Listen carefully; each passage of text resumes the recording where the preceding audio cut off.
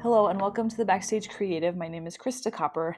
I'm a musician and I love being involved in theater. I've had the honor of playing in dozens of shows, and I love being down in the pit. And I love how many people it takes to put up a live production. And I love watching people solve problems. And there's so much time and passion and knowledge that goes into putting up a show. And so I think it's so beautiful how many people that it takes to put together one show and one product. I think that's such a beautiful illustration and a beautiful picture of what can happen when people come together and work with one goal in mind. Today is my conversation with Cory Pattak. Cory is a New York City based lighting designer, and he also has a podcast. His podcast is called In One, and he has almost 100 episodes out. And so, if you're interested in learning more about the design process, check out his podcast. On his show, he interviews designers, so lighting, scenic, and costume designers. And so, if that's something that interests you, check out his podcast. You'll love it. I've listened to quite a few of his interviews, and they're great. He interviews some really fantastic people that have a lot of wisdom and advice and encouragement to share. So hop on over, check out the In One podcast. So here we go. Here's my conversation with Cory Pattak.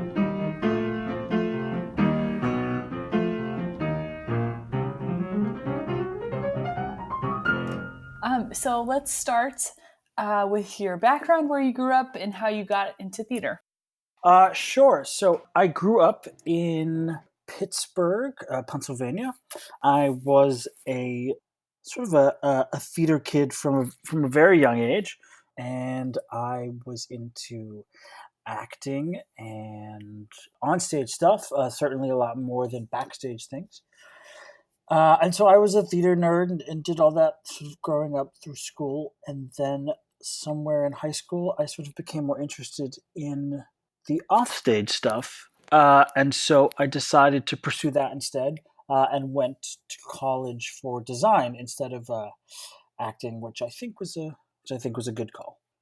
For sure. What did you like about the offstage stuff? What got you interested in that in the first place?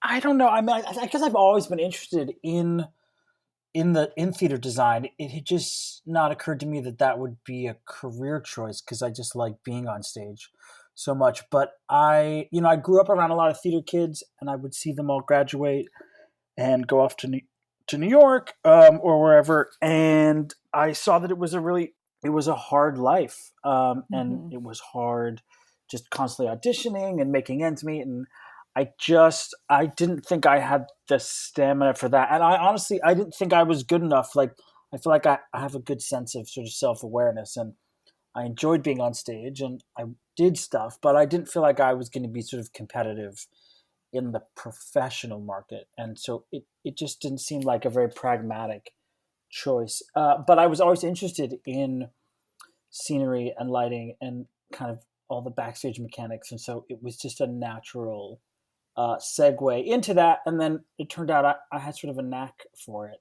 and so it was like, well, great, I'm gonna do this. I can still be a theater kid, but do something that's a slightly less competitive, still very competitive, and maybe I could be better at this. Mm-hmm. Yeah, so I'm a musician, and I feel that's kind of how I got into theater too. Like, Uh-huh. a lot of instrumentalists, want to be in large orchestras, but that's so competitive. And so I started taking more theater gigs, and I was like, wait a minute, like I'm working way more in theater than I am in this other track. And so I'd rather work than always be auditioning. And Yeah, absolutely. And I just, like I said, I mean, there's a lot of people going for the same design jobs, but not nearly as many going for acting jobs. And I like that, with design, it really was more about the skills. You could be a great actor, but you might not look the part, or you might not be tall enough, or, whatever. And mm-hmm. generally that kind of stuff doesn't matter in design. Doesn't so much matter if you're tall or short or brown haired or red haired or whatever. And so I liked having that advantage of not being stuck in those sorts of parameters. Yeah, definitely. How do you set yourself apart as a designer? How do you get noticed? How do you get jobs? There's sort of two versions of that. There's the things that I think, but I can't really confirm, Mm-hmm. and then there's the more more tangible things. I mean, I'm a lot of people say like they feel like they're not good at the hustle, they're not good at the networking. I actually do feel like I'm pretty good at that stuff. I've always been fairly gregarious and not particularly shy. Hmm. So I have built a career by reaching out to people and not being afraid to connect with people and put myself out there. And, I'm always reaching out to directors or producers or other designers. And I keep sort of like even a master spreadsheet where I kind of track people who I'm interested in working with or people who I've have a sort of small connection with that I'd like to try to build that connection. I meet someone sort of offhand at some event and they're a director and maybe we talk for 5 minutes and then then next week or the next day they get a follow-up email if it's someone that I enjoyed talking with. Hey, it was great talking with you, would love to get drinks sometime. And then maybe 6 months later, a year later, whatever later, then it's like, we get drinks and then we talk more and then it's like, hey, what projects do you have coming? And the next thing like maybe we end up working on a project together, and that's absolutely happened. But it usually takes a couple years of sort of gestation to kind of turn like a first meeting into something tangible. So I'm pretty forward in terms of the hustle and reaching out to people. And if I hear about a project, I may reach out. Like there was a recent project, there was a new musical whose topic really interested me. And I didn't know anyone attached to the project, but I reached out to the director and was just like, hey, this project really interests me. I don't know if you have a lighting designer yet, but if you don't, I'd love to be considered. And the good news is because I've been doing this a little bit now and I have a fairly, I think, decent looking body of work behind me, that when I do send those kind of emails, it doesn't totally feel like a cold call from a stranger, even if they don't know me. They go to my website or they look at what I've done. I have sort of, I think, credits to back up at least consideration for our Hmm. project. So, those are kind of like the tangible things, and then kind of the less obvious things that I think sets myself apart is I do mainly musicals. I do plays, but I mainly get hired for musicals mainly because the directors I work with get hired for musicals. I have a really really strong musical background. I'm a musician. I've played music since I was a young age, and I've written music. And like I said, I have a strong onstage background.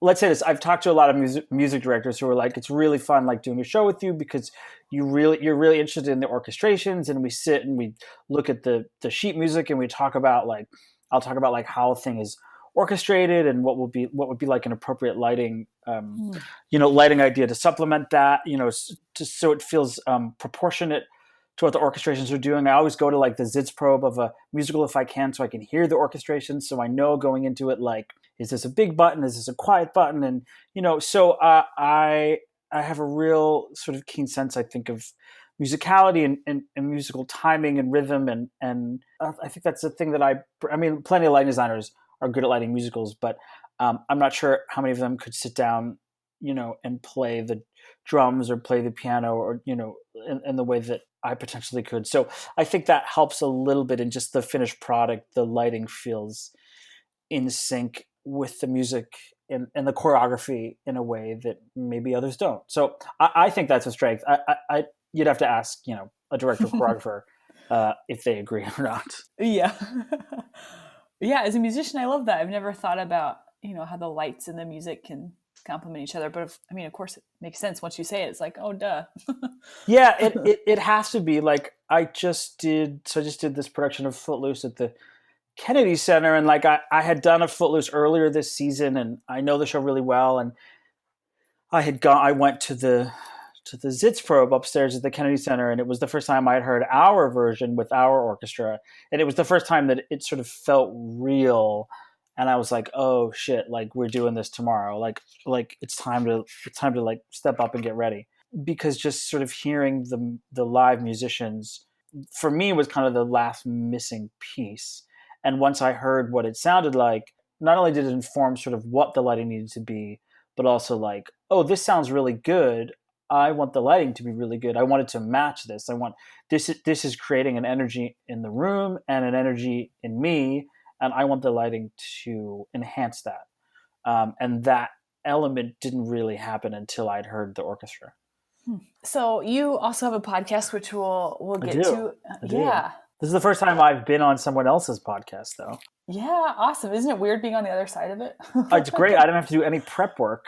Yeah. Uh, I have. I think I'm recording one later this week, and I have to sit down, and I've done zero preparation for it, which takes a lot of work. But this one, I didn't have to do anything. It's great. I just have to talk about myself, which is a thing that I am fine with doing. Yeah. Yeah, I think that's one of the not I don't want to say easy parts of podcasting, but I mean people like to talk about themselves, right? And have someone listen I to them. mean, yes. However, I have met a surprising number of designers who have been a little nervous about coming on the podcast Mm, because either either they're just shy or they think that they can't possibly have enough to say to fill an entire episode, or what they have to say is not interesting or articulate enough. And I will say, I don't think anyone that has come on in 90 some episodes that has sort of finished and been like, not been surprised that we were sort of able to fill the time. mm, And I think everyone has to say is interesting, but I think a lot of people don't think that what they have to say is interesting. And there have been a couple people that have not come on simply because they're just sort of not into kind of sitting and talking about themselves. And then there are some people that haven't wanted to do that until they realized that like everyone else was doing it, and then they're like, well, I mean, I guess if everyone's doing it, then then I could do it. So there's been a little bit of that as well. hmm Has there been any like common themes? Because you have over 90 episodes at this point, don't you? I think we're like 91 or something. That's awesome. Common themes. I mean, it's kind of it's kind of everything that I thought it was going to be, and the reason that I did it. And so the themes have just sort of confirmed what I suspected, which is that like everyone questions their own abilities. Everyone thinks that they are maybe going to get fired on something. Everyone is nervous working with new people or working on new projects. Everyone thinks that it looks like shit on the first day, and and these are big Broadway designers saying this. So it wasn't so much a surprise, but again a confirmation of like it doesn't matter how big you get or how many Tonys you've won. You still doubt yourself. You still get nervous that it doesn't look good. You still think this is the one. That they're going to kind of discover that you're a hack. hmm Everyone sort of has shared those feelings. So that's been comforting, and I know it's been comforting to others to hear that it's like, oh, we're all just versions of the same insecure designer. I've definitely noticed that when I've talked to people too, like we've all failed. We've all had like deep failures, and we've all questioned, okay, is this worth it? And so it's been so encouraging for me as I'm interviewing people to be like, oh, okay, like I'm not the only one going through this, and I'm not the only one, who's like sitting around thinking, okay, financially, how am I going to make this life work? Uh-huh. Your podcast is called In One. Yeah. How many years ago did you start it? Well, I had the idea for it in 2013. I started recording a couple episodes at the end of that year, and then started releasing them in January of 2014. So it's been sort of 5 solid years of putting out episodes. Mm-hmm. How do you prepare for an interview? If I'm sitting down with someone who I know well or whose work I know well, and I immediately will kind of know what I want to talk about, and I have sort of a little database where I kind of keep track of all the episodes and write down the questions, and I'll sort of make notes about people's major credits or things that I'd like to discuss, and so sometimes it comes really easily, and then sometimes if it's a designer whose work I'm not super familiar with or haven't had a chance to see a lot in person, then I'll do a little bit more research into looking at photos of their work, maybe reading any interviews that they might have done about their work, or any other. I mean, sometimes you'll find a designer who's actually been on a podcast. That's sort of rare, but some with the bigger names. So I might listen to those to see if there were any topics that I'd like to delve into deeper. Sometimes I'll ask people who they work with. I'll be like, "Hey, I'm interviewing such and such. What should I talk to them about? Is there anything interesting about them or something that you like about them as a collaborator? So, it's essentially I'm running out of my friends at this point. And originally, it just started interviewing my friends, and certainly Hmm. there are still plenty of people I know that haven't come on. But it's amazing how many shows I do now where I look around the room at the other designers and how many of them have already been on. And so I am running out of kind of all of my closest friends and collaborators. So I'm starting to dip into people whose work I know or whose work interests me, or other people have said you got to have this person on, but I don't necessarily know them personally quite Hmm. so well. So it requires a little bit more preparation on my part because I might not, I might not just be as familiar with them. If you're listening and like, does so that his podcast focuses on designers, and I've had who have we had in common? I think Rachel Hauk, Yeah, I saw Rachel did both of ours, and Jessica and Paz are the two. Jess. Yeah, yeah, two Haiti sound designers. Yeah, yeah, they were both on. Great interviews. Yeah. So on my podcast, I like to interview. I like to interview everyone, right? Like the people that no one, like people barely know are there, but are so important, like stage managers and sound engineers. And Uh huh. I like to to hear about the processes that everyone goes through when they're putting up a live show, because like, yes, we're all working on one show, but everyone plays such a different role, and in the process of getting a show up on stage looks different for everyone. So take us through the lighting design process. Someone calls you up and wants you to design the lights for their show. What are the next steps? What happens before the show opens? I might read the script before I get hired. It depends on whether it's like a new show or not. Like, I have a new musical coming up, and I sort of read the script first, and then had like a little Skype chat with the director, with someone I didn't know. And then that all went well, and I got the job, which was great. And then, again, it usually starts with just chatting with the director. Might say, hey, let's get together and talk about the show and things like that. But very quickly, it'll move on to the set designer, because for me as a lighting designer, everything I do is based on the world that the scenic designer is going to establish, and it's going to inform pretty much every decision I make. So as soon as possible, I like to see where the scenic design is heading, and what they might be thinking about. So for instance, I have this new musical coming up next year. So last week I saw the sort of sketches from the set designer for the first time. We had actually all gone down to visit the theater and visit the space, and we had sat around and just kind of talked a little bit about the show, kind of in broad strokes, and some things the director wanted and ways the show should move. And then we all went away, and I sort of did nothing. Meanwhile, the set designer sort of worked furiously on a set of sketches, and so those went out, and I loved them, and I think they're really great. And then we all had a meeting a couple days ago, all the design team and the director and the choreographer and the playwright, and looked at the sketches and looked at a sort of rough white model and talked about how the show would move and flow, and because there's a lot of moving parts to it. And then I had a long conversation with the scenic designer and the associate, to talk about things that I think would be important in the scenic design that affect lighting, because what happens is scenic design has to turn in their drawings usually before I've made a light plot. And if there are things that I discover in the process of making the light plot about the set, it might be too late at that point to ask for like a trough, or I need more room here, or things like that.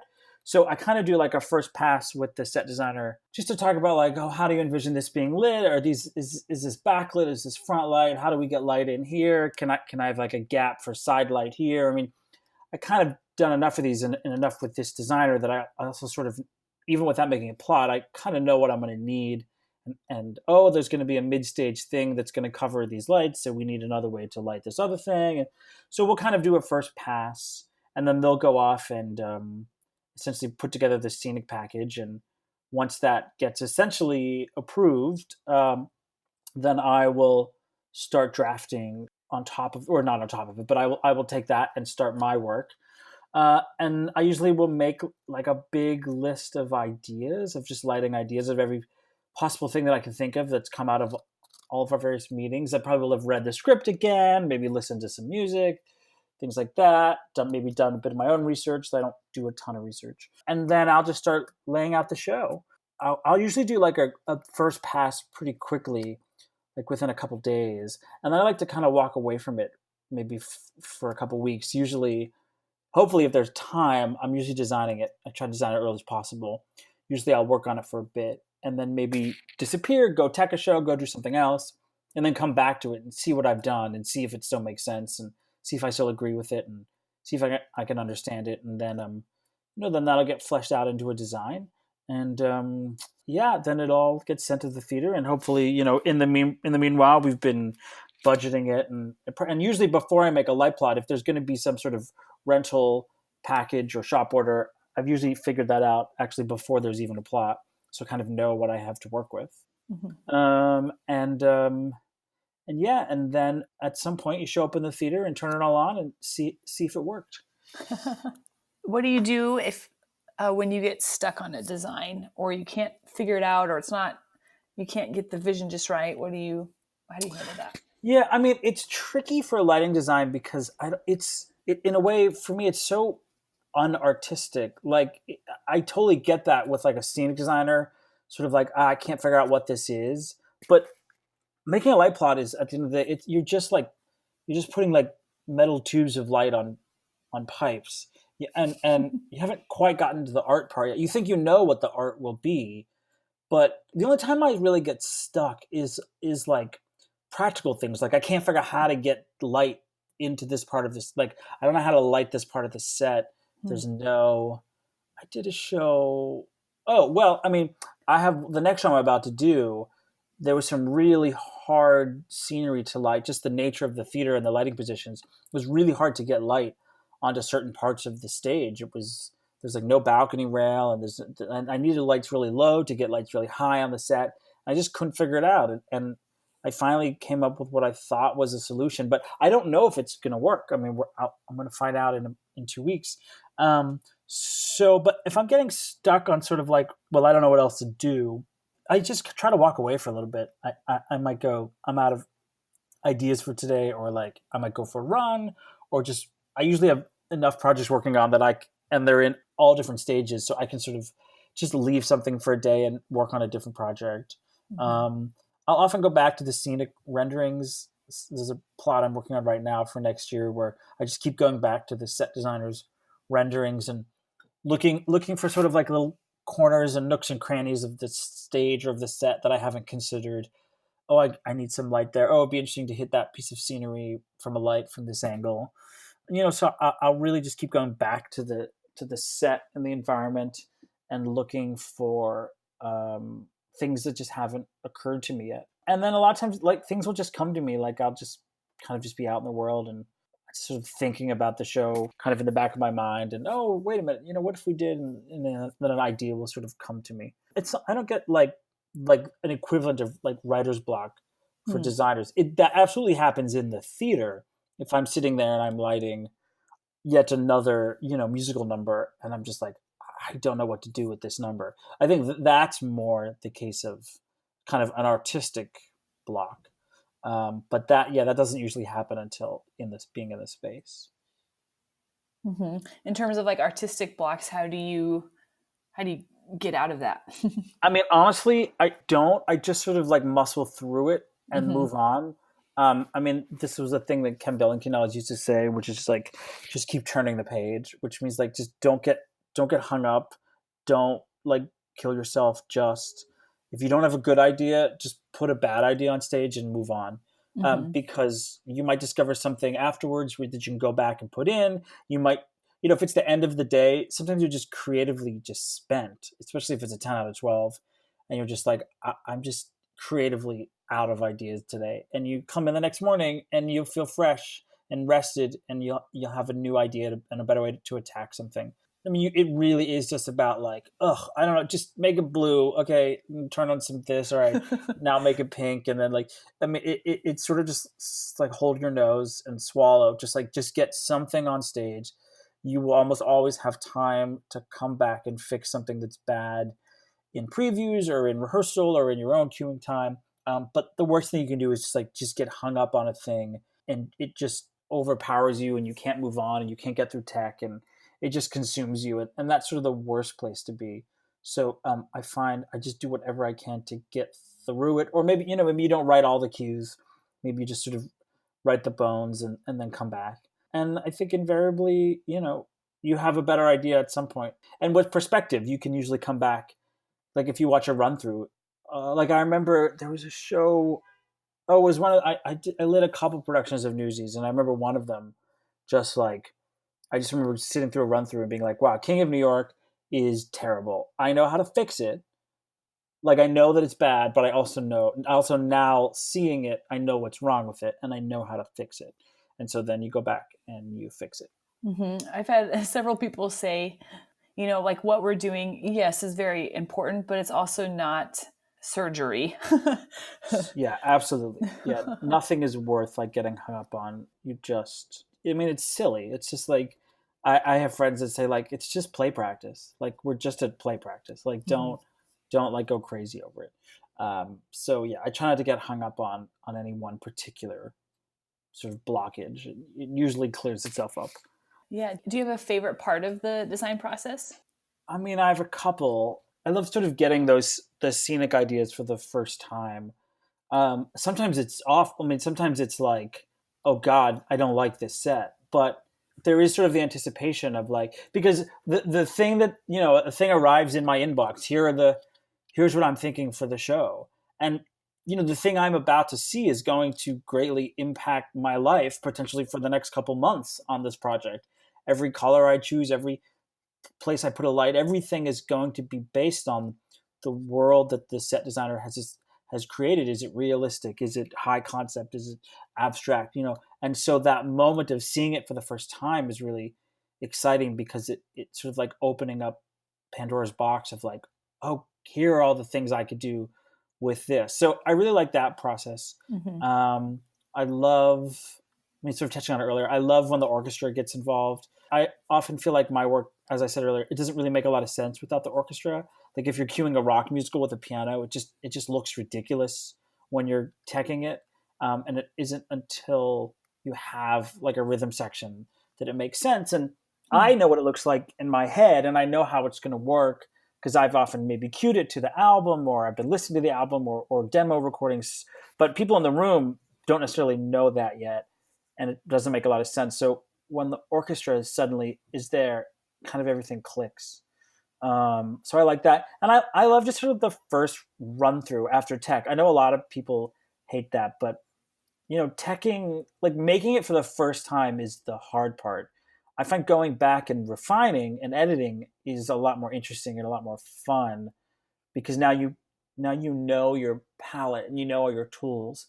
And I find almost invariably the first time through, it's never as bad as I think it is. There might be a couple numbers or moments that need some work, but it's like it's like a pointillist painting. Like nothing is in Hmm. focus when you're just kind of staring at it up close. But when you zoom out, it just by the nature of kind of looking at it as a complete thing, it starts to coalesce and it starts to make sense in front of you. And so I like seeing it all together in that first run and taking pages and pages and pages of notes, but now going, okay, now I see where all the spots are that need fixed. I see what's working. I see what's not. The stuff that we're doing in this number is great. We need to add more of that kind of stuff over here. Act two is too dark. Whatever. Act one is too bright, which very often happens because you're just overlighting at the top of tech because you don't know what anything does. So you just turn on a bunch of lights. Um, and so I really like that first run through. It provides a lot of clarity as to how to proceed, for the next couple days or weeks. Yeah. How do you grow? Besides just doing show after show, year after year, and just being in the industry, Yeah. are there other ways that you grow in your craft and in your art? Well, I mean, the more you do this, the more you realize that each show only represents like a percentage of your overall body of work. And obviously, the more you do, the smaller that one show becomes in the grand scheme of things. So I do find it's easier to let things go. I mean, anyone who knows me would probably laugh as I say that because I'm not particularly good at letting anything go. But deep down, like you do realize, like, well, this is just like this is one show, this is one number, this is one cue. This isn't. I'm not happy with this, or this isn't the way I want it to be, but in the grand scheme of things, it's not really a big deal. So that becomes easier. And then also, you just develop a bag of tricks of just every kind of imaginable trick from like how you cue something or where you put a light or what color you make it, or there's just like the more and more you do this, the more you have a tool belt full of all that, and it just makes things easier because when you get to a problem, you go, oh well, I have had a similar problem, and this is how we solved it, and so that might work here. Hmm. Are there common misconceptions in the theater world when it comes to lighting and design and the process of doing the lights for a show? Maybe this is true for some line designers. I think it probably is. Certainly not for me. I think some people think that the line designer knows what the lights are going to look like beforehand. Hmm. And I can generally say I don't.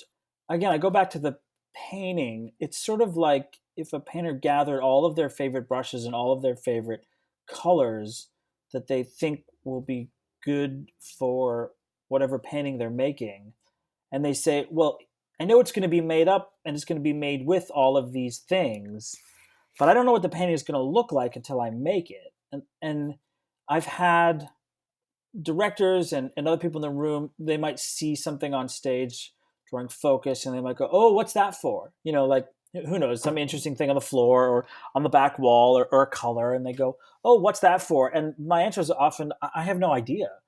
It's something that I thought would be an interesting tool for us to utilize. And I think we could deploy it in various ways, but I don't necessarily know when or how we're going to use this. It's just going to be there for us to grab if we're looking for something that needs to feel XYZ. So I don't do like sketches. I don't do renderings. I don't even necessarily know like what color a song is going to, what color family a song will live in. Hmm. I really don't. I just provide myself with the tools. And I think that you mentioned about growing. I think that's how you grow, is you keep refining your tool set. And instead of giving yourself every color and every angle and every gobo and everything, you get better at understanding what you'll need for each specific show and how those tools will best serve you. And they become more specific. And I've been saying to people that I feel like I'm getting better at trimming out the fat from my plots, which doesn't mean they're not necessarily big plots, but it means that the lights that are hung matter more. There's a lot of times there are shows where I just hang things and I don't end up using them. And that still happens where you go like, you know what, every time I turn this on, it just doesn't do what I think it was going to do. So I turn it back off. But I remember that and I go, and the next time maybe I don't do that. And so I'm finding that the lights that I do hang, I'm more likely to use, and I don't hang other stuff that I might not use as much. And so that's helping. Sorry, that was a wild tangent from misconceptions, but yeah, I think that's one misconception, that lighting designers know what the lighting is going to look like. I think that's the biggest one that I still wrestle with is, and it doesn't happen a lot, but people that sort of go like, oh, well, what are you thinking for this number? And I might be able to talk in broad strokes, and I'll know where the cues go, certainly. But in terms of like what it will look like, I often don't know what a cue will look like until the second before I make it. Hmm. It's not even like I'll decide that morning. I mean, I think about it like jazz a lot, where like we're all playing within the same key, and there are certain notes that we have to hit, but within that, you have the ability to improv. And I feel like a lot of times I'm just kind of improving within a given key. Hmm. And just like a musician might not know the next note they're going to play, I know you typically know what a cue needs to do. So if it's like, oh, this is going to be a build, this is going to pull in, this is going to open out, this is going to get more saturated. This is going to, I can sort of describe the purpose that it needs to fulfill, but I often don't know how I'm going to achieve that until I just do it right then and there. And that's why light designers are so crazy, myself included, is because we are doing it right then and there, which is unique to us and only us. There's Yeah. nobody else in the room that is making something for the first time. I mean, projection a little bit, but even a projection designer is making it on their computer before they put it up on stage so they can sort of Mm-hmm. refine it to a certain point. We are truly just making it for the first time. And I always imagine like how a director would feel if I walked into the rehearsal room on the second day of rehearsal and sat behind them while they staged a scene for the first time and like, gave notes on it. I think it would drive them crazy. And same thing for other design disciplines. So, that's our rehearsal room. That's the first time we're doing it. And so it's why it's very stressful. Mm-hmm. Does that ever cause conflict when you're right trying to figure out things for the first time and everyone else has kind of got things fairly set? Does that ever cause, tension between other designers or directors? I don't know that it's tension. I think it's just there's never enough tech time, and Mm-hmm. everybody wants to move along, Mm-hmm. and so there is always the want to sort of move forward and press on. So sometimes it's just like I just need another second. I just need another minute. But I think I'm pretty fast. I do a lot of things in usually pretty quick tech times. So I know that if I'm asking for another minute or two, it's not going to be particularly detrimental to the process. There are designers who do take forever and are not ready to go by that final dress or that first preview. I'm not that designer. I promise I'll be done, but sometimes I just need another second here in this number, or sometimes it's just like, yeah, I'm seeing this for the first time too, it's not tension, and a lot of times I'll just say that. The director will say something, and I'll say, you know what, you're totally right. I'm seeing this for the first time too. I'm seeing what you're seeing. Give me a second to sort of figure out kind of why this is looking the way it is, and let me see if I can't come up with a better solution.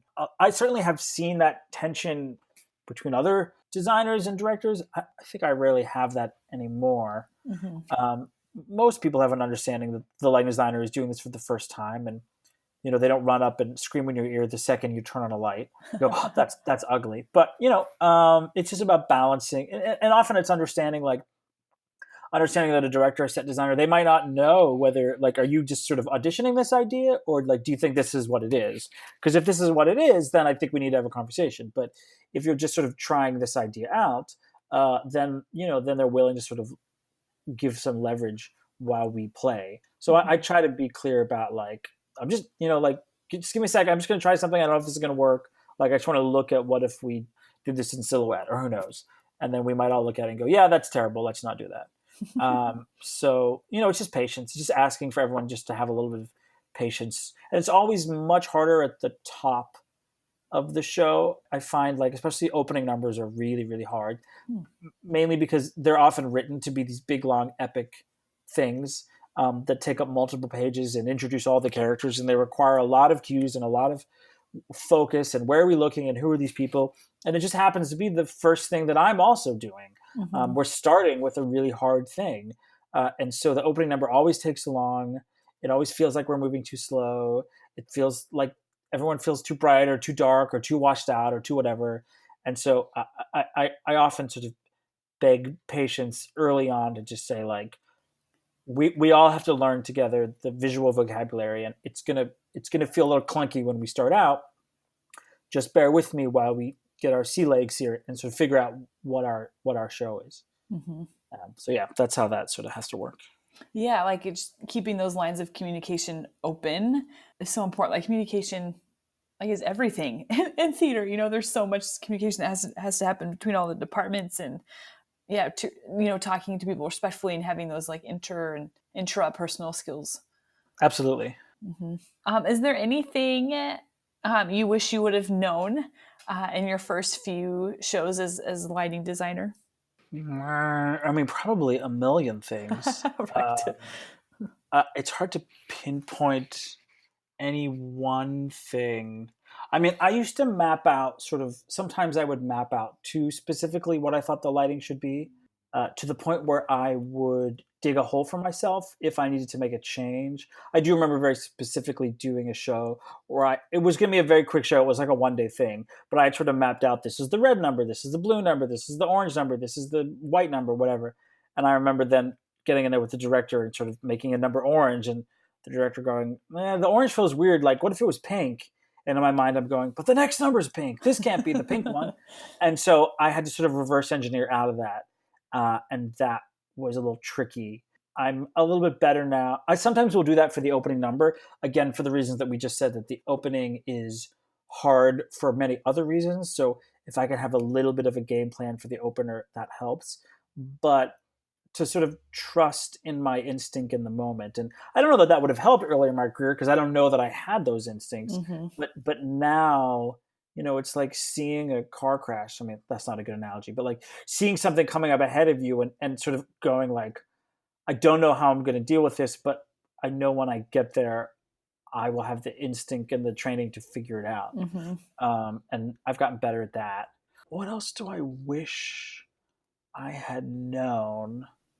Or you could also go the direction of, advice to young lighting designers too, if that kind of helps. I mean, there's so many like aspects of like advice. I mean, there's actual like in theater sort of cueing advice, Mm-hmm. and then there's like, I always say like when I talk to young designers, if you're thinking about like your website and the work that you're sharing, you don't have to put everything on there, and pick a couple projects that looks good, that says who you are as an artist specifically, Mm-hmm. and if you have 10 shows, maybe you don't need to put all 10 up, maybe pick 5 of the best. um, and just don't put up a photo if it doesn't tell me anything about the design. I think when people are starting out, they tend to just kind of overload with like, well, here's everything I've done, here's every show I've ever done, here's every award I've ever been nominated for, blah blah blah. And sometimes that quantity does not necessarily get you the job. Mm-hmm. So I think thinking a little bit more about quality. Um, um, um, um, um, um, um, it's something I'm still really working on is saying yes more as lighting designers, because we're so under the gun, and because we're kind of all doing it for the first time and it's really stressful. A lot of times, it's if someone brings a new idea to you, it's a lot easier to just say no, and usually come up with a really quick reason as to why it's not possible. But I often find that if I sit down to think about it for a little bit, it actually is possible. And this still happens to me to this day, where a director will ask for something and my gut will be, we can't do that. And then they go, really? I go, yeah, we just can't, or whatever. And then they go, okay. And then they walk away. And I sort of sit there and I think for a second and I go, okay, well, let me try this. And then sometimes it'll work. And then I could say to them, you know what, I figured out a way to do this. Mm-hmm. And I'm trying to be better about not sort of having that gut reaction of saying no to something because it's going to take time, or because I don't quite know how to do it. And so I'm working on that now, and I think it's probably something I was probably a lot worse at early on, was kind of saying no a lot. And so I try to say yes more, or I try to at least entertain the idea before saying yes or no. Mm-hmm. And there's that. I mean, it will always look bad on the first day. I mean, that is universal. And again, it's another thing that I still wrestle with, but I'm getting better at, which is just realizing that it's always going to be bad when you start because you don't know anything. You're just blindly walking into a design that you've never spent time with, and so it's going to be bad at the beginning. And it's always better by opening night. There's just know what to do. You know how to fix it, because you've gotten yourself there, and so you just have to trust that you will go back and make it better, and you will figure it out. And it's why the end of the show always looks better than the beginning, because it's like, well, by then you figured it out. Mm-hmm. So now you just have to go back and fix the beginning. So just understanding that it always looks bad on the first day. And again, I still have people tell me that when I'm like struggling, and people. So I mean, I say I wish I had known it, but even now that I know it, it still is a thing I wrestle with. So I'm not sure that it would have helped all that much. Sure. So I like what you do at the end of your podcast. You have a list of questions that you ask. I do. And I was going to be clever and write them down, and I totally forgot because life happened. Did you? Okay. I mean, do you want me to open my list of questions? Yeah, sure. And you can ask them in return. Yeah. Okay. Yeah, I don't think I've ever had to answer my own questions. Name one show you've seen in your life that you will never forget. Let me think. I mean, there's a bunch. I saw a production of Tommy, a regional production of Tommy as a kid, that really sort of solidified that this is what I wanted to do. I think that the earliest one I can remember is I used to visit London a lot as a kid. I had family over there. And I remember seeing a production of very famous West End production, Return to Forbidden Planet, which was this like sci-fi comedy mashup with like old like 50s rock and roll songs. It's still out there. People still do it. The designs were so cool. And it just was like all the actors also played the instruments and they would always rotate around to different instruments. And the set was amazing. And there were all these special effects and lighting. And it just was like everything I loved about theater. I must have been, I don't know, like 7 or 8 or something. And I just remember seeing it and just being like so wowed by what you could create on stage, just knowing like this is what I want to do. I want to do, and I could. There were like I could, maybe I want to act, maybe I want to play the drums, maybe I want to like design the set. Like I didn't know, but there were just so many things happening on that stage that interested me. I just knew that was sort of what I wanted to do. Second question: name one material that you love and keep using. It's so weird. I ask these every day, but I don't. I don't have answers like ready to go. I mean, there's a million things I do. I love using frost with gobos, which is a thing that I never did until another designer I worked with did it, which is just like, it just makes focus go so much faster. If you're looking for a certain level of fuzziness with your gobos, you just make them all sharp and drop frost in front of them, and they end up all looking the same. It saves you a lot of time of having to kind of run the barrel and find the edge that you like. So I do that. I like using gobos in front light a lot, which is a thing that if you saw my shows, you wouldn't even necessarily notice. But I do put a lot of gobos in front light because I feel like it creates more interesting light on people. It helps disguise the shadows between various systems. I think it looks better on the floor when it invariably hits the floor. So that's a trick that I do on like almost every show now. Name one show I wish I could revisit. Oh God, I have no idea. Well, I did Floyd Collins in college as a sophomore, and it was great, and I was really happy with it. But it's a show I would love to do again, to use the knowledge that I now have. Even if it was like doing the exact same production on the exact same set, I would love to sort of use my current knowledge to retackle that show. The number one food I want to eat during dinner break of a stressful day of tech. It's almost always some form of sushi for me. Sushi, poke, some kind of raw fish. Pretty much every city that I work in, I can tell you like where I get my raw fish fix. Favorite and least favorite moment of the design process. Well, we kind of talked about my favorites earlier. My least favorite is probably focus. I hate focusing. I just did the last show. I just did the Kennedy Center. My assistant, Jess Kreger, who's amazing, focused for me. And we weren't going to. I was going to focus it because I always focus my own shows. And she was just like, well, I could do it. And I was like, yeah, but I should do it. And she was like, but why? She's like, it's not hard. And I was like, but like, I'm here. I'm in the room. Like, aren't I supposed to do it? And she was like, you don't have to. So then I was like, well, okay, well, why don't you do the front light? And then she did the front light. And I was like, well, all right, why don't you do the side light? And long story short, I didn't focus a single damn light on that show. And it was amazing. And I was in the room the whole time. And we talked about it. It goes to this whole like weird guilt thing of like, I don't want people thinking I'm lazy. Of like, well, he's in the room, but why is he on his cell phone? And I literally said, I was like, I don't want to be that designer sitting on his cell phone, like yelling at the stage. And literally an hour later, I was sitting on my cell phone yelling at the stage, being like, I think that top cut's too high. Like, it was amazing how quickly I embraced the laissez-faire design approach. But I hate focus. I think that I'm very slow. I feel like I go way too slow when I focus. It's because I care too much about every little dumb thing, and assistants usually don't. I feel like we're never moving fast enough. I get frustrated with the crew. I get tired. I get antsy. I want to just play with the fun ideas and not do boring things. So I loved having someone focus for me, and I'm now hooked. But that's my least favorite part. Something I still think I need to be better at. Well, we sort of covered that one too. I'm trying to be better at saying yes more, starting with a yes.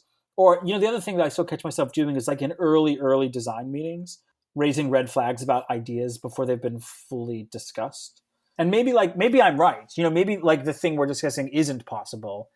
But I don't think anybody likes a person who's just shooting down every idea. Well, we can't afford that. Well, there's a wall there. Well, Hmm. and I'm not that. I don't think I'm that abrasive about it. But sometimes I do think it's a waste of time to talk about things that we can't do. So I'm sometimes inclined to just sort of be like, just FYI, like they're not going to let us do that, so we shouldn't even talk about it. So I'm still trying to find a balance in my discussions about how to explore other people's ideas, even if I think they're not going to work. Because sometimes I am proven wrong. Sometimes a thing I think is impossible actually is, and then it's a good thing I sort of let the conversation go on. Hmm. Name my favorite creative toy as a kid. I so a lot of people that come on my podcast say Legos. I wasn't a big Lego guy, but I was a big Playmobil guy. It's like kind of like Legos. It was just like a different brand of like kids toys, and they came in like a million themed sets. You can still get them, and there'd be like the circus or the zoo or the doctor's office or the school or the pirate ship or whatever.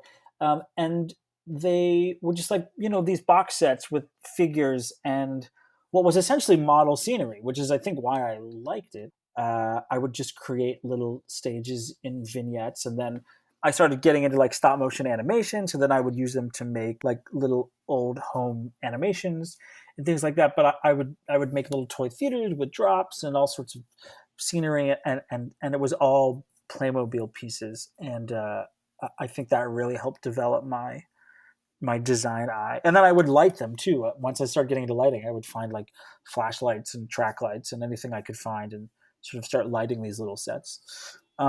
So yeah, I was a Playmobil kid.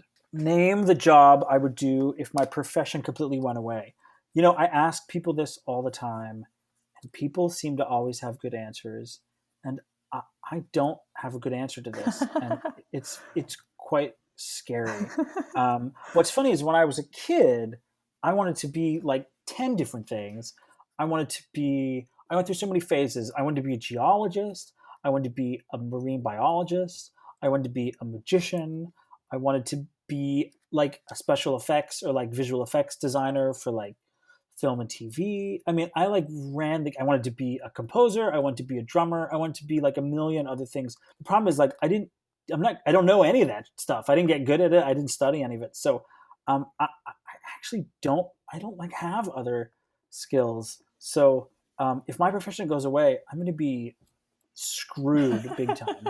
I don't have other skills. I've been writing a little bit more. I have some stuff on my website, some links or things have been published by a couple different publications regarding lighting, and I've sort of gotten into that a little bit and writing a bit, and maybe I could do that, but I don't know. I don't know that I'm very good at anything else. Hopefully, robots will not be designing lighting, or I'm going to be in big trouble. Yeah. Name the job in the creative team I would least want to have. People say everything for this. I mean, I think sound would be the thing that I would really not want to do, because I feel like everyone has an opinion about sound. Uh-huh. Everyone feels like they could talk about it. Like I find a lot of people, especially audience members, they don't say like, "I think it's too loud," or in my opinion it's too loud. It's just like it's too loud. Like Hmm. it's presented as a fact. Hmm. And I feel like people don't necessarily do that with other kinds of design disciplines.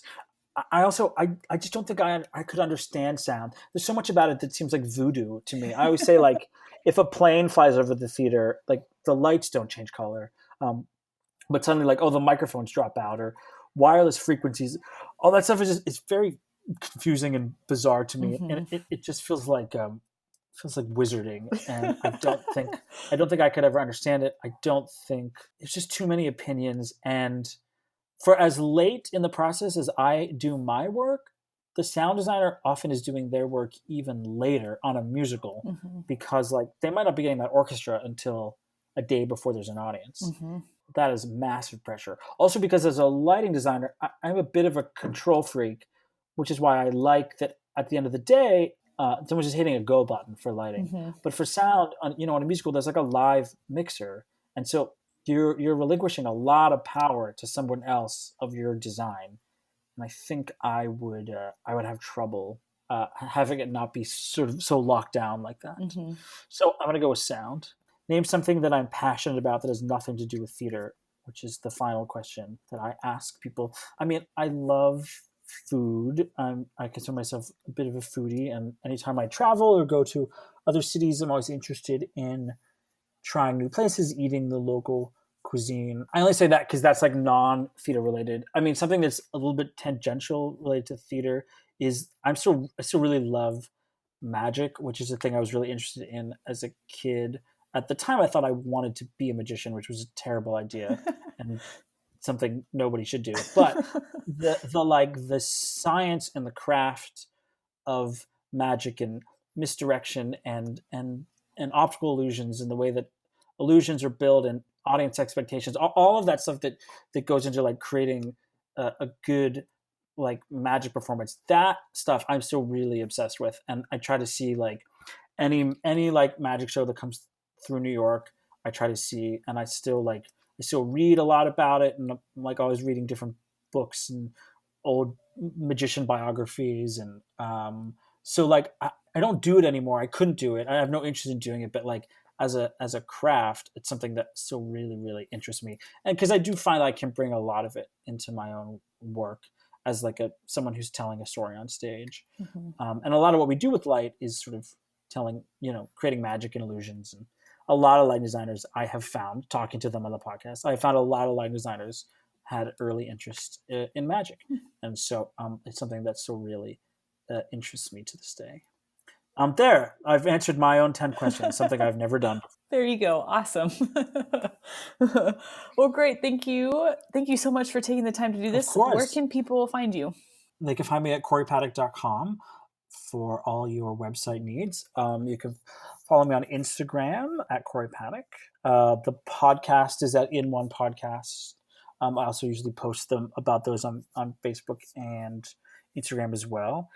And then they can find me at various regional theaters all over the country, as I'm usually sort of hopping around from coast to coast, putting on various little skits As one does. as we do. That's all we're doing, really. We're just kids at camp putting on skits with better lighting. I mean, I went to summer camp and there was a theater, and we didn't put on any shows, but there was like strip lights in the air, and I used to sneak into the stage house and like play with the circuit breakers on the wall to change the stage from red to green or blue, which were the three only options. And there was literally nothing happening in the room. It was a dusty old theater on a campground, and I would just sing music in my head, and then I would change the lights on certain colors and that to certain colors, and that's still all we're doing. Yeah. It's just thankfully someone now pays us a little bit of money to do it, Yep. but it's just still camp skits.